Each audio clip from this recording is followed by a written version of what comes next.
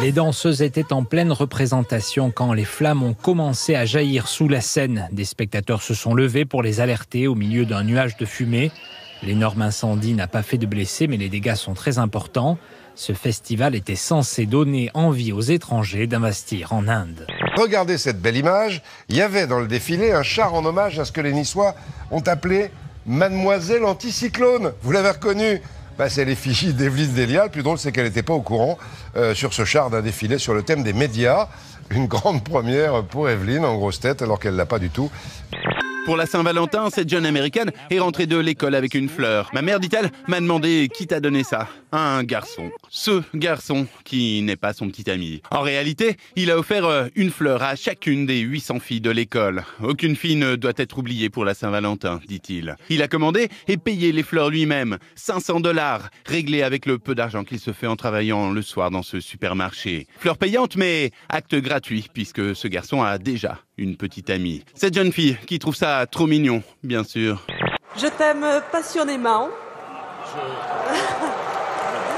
Et j'aimerais que tu sois mon Valentin jusqu'à la fin de mes jours et prendre la place de Carla. La meilleure invention Le téléphone avec Abraham Bell, parce que ça permet de rester quelque part proche des gens qui sont loin, et ça me paraît indispensable. Pourquoi pas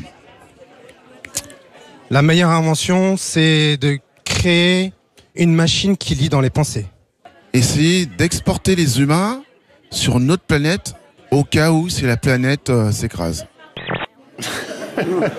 Non, ne me dites pas que vous y croyez. Mais non. Chaque jour, un jeune Britannique s'est amusé à tester les réflexes de sa mère en lui jetant un œuf par surprise. Et depuis 1 an, il filme la scène. Bon, regarde. Moi, ça m'a fait rire. Oh no! No! No! No! No! Oh! No! Oh! Every fuck. Visé par un rayon laser peu après son décollage, le pilote de cet appareil a fait marche arrière pour revenir à Londres, un incident de plus en plus fréquent outre-Manche. Les attaques au laser sont en très forte hausse. Il y a eu une enquête l'an dernier. 55% des pilotes interrogés ont dit avoir été victimes d'une attaque au laser au cours des 12 derniers mois. La jeune femme fait une crise d'angoisse à retardement. Raphaël et Julien tentent de la rassurer. Amélie Nous sommes pas bien. Amélie Et là, catastrophe. Je remonte, et, prise de panique, je fais un malaise, j'appelle à l'aide. Amélie, ça va? Non. Il fait bon, la vie coule comme une chanson, aussitôt qu'une fille est aimée d'un garçon.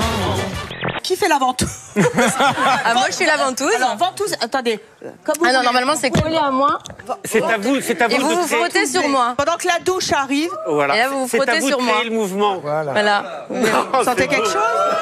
Ah, c'est chaud, hein? Ça vous fait du bien? Bof. Près de 2000 célibataires se donnent rendez-vous ici entre novembre et avril. Un rendez-vous galant où chacun s'emploie à trouver un partenaire. Et pour séduire, ils sortent le grand jeu. Là-bas, regarde, on a l'impression qu'ils sont en train de danser. Il y a quelques jours, il a donc proposé au rappeur Kanye West de racheter l'enregistrement de son dernier album pour 10 millions de $, juste pour lui et non pour ses millions de fans. West a refusé, mais quelqu'un qui s'est présenté comme un de ses proches a proposé de lui vendre pour 15 millions. Top là, et il s'en vante sur les réseaux. Bientôt, la photo de l'album. Trop tard, le vendeur est un escroc. Martin Shkreli se lâche. Qui m'a pris mes 15 millions?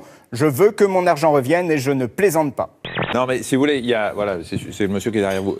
Moi, et j'ai réagi après sur Twitter, ça fait 2 fois qu'on se chauffe un peu. Les critiques sur une émission, c'est le jeu. On aime l'émission, on n'aime pas l'émission, on critique, on dit ça n'a pas marché, ça a marché, j'ai pas aimé, etc.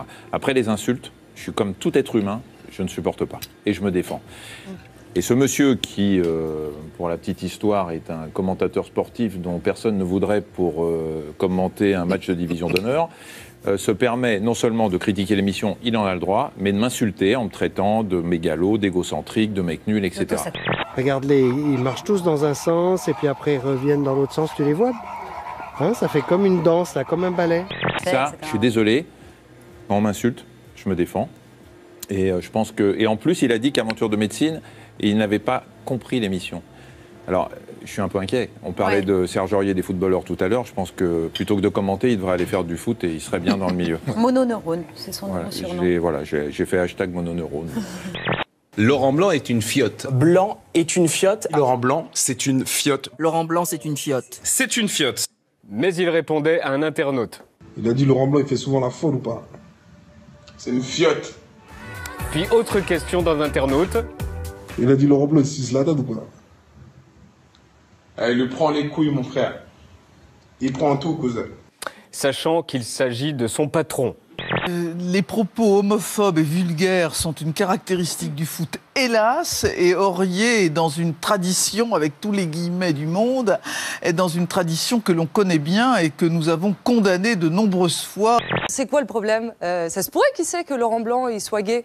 Donc pour Serge Aurier, traiter quelqu'un de fiotte, c'est une insulte. Mais alors pourquoi un homme qui aime un homme ou une femme qui aime une femme, c'est donc une insulte? Et en quoi, pourquoi homosexuel ou un synonyme d'homosexuel est une injure? Là, ça m'échappe. Pour moi, c'est de l'amour, non?